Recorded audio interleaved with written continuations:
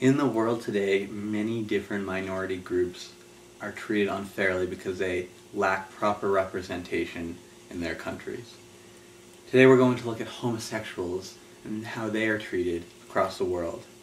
In the United States alone, only 5 states actually allow same-sex marriage, while 45 do not.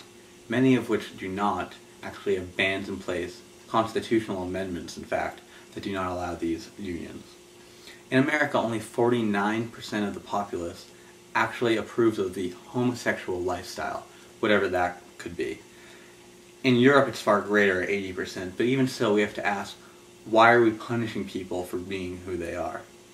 It gets worse as you go to countries in the third world status, but even in America, there are couples who are not allowed to adopt the children they love, who aren't allowed to marry and have legal status protection with the people they want to spend their lives with. And we're going to look at today why that is and what we can do about it. Today, in places such as Germany and France, there have been many elected officials and public figures who are openly gay or lesbian. Yet when we look at places such as Uganda and Iran, the situation is utterly different. Uganda recently introduced a bill that would make all known homosexuals subject to the death penalty.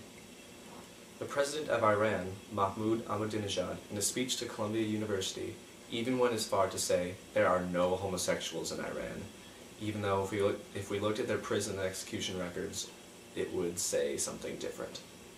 Oftentimes people think it's homosexuality that is the contagious part of gay rights, but in fact it's homophobia. Part of the reason there is so much hate in Africa towards the LGBT community is because of evangelical Christian leaders who've actually come over from America and gone to Uganda to talk about family values and what those are supposed to indicate. These leaders, or so they call themselves, their main job is to instill in Ugandans and other third world countries a sense that homosexuals are inferior or otherwise not supposed to be part of society. They hold family planning conferences and other seminars to let people know what homosexuals could possibly do to their community. Now, it should be noted that many of these prominent leaders claim that they had no idea that there could be a possible death penalty instilled against homosexuals in Uganda. But it should still be noted, is instilling hate in anyone really something for a church leader to be doing? Rick Warren, the famous pastor from California, in fact, when asked what he thought about what Uganda was doing, said it wasn't his place to put a word in. Not his place? They're killing people. You would think a religious person would have a lot to say about that. We urge you to take a look at this issue, for it is a violation of human rights. And we also urge you to take a look about how you feel about the LGBT community. Because in the end, people are people, no matter who they love.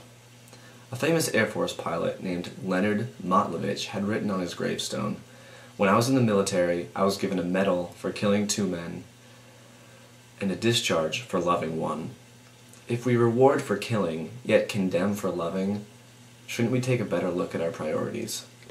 Love deserves encouragement, not punishment."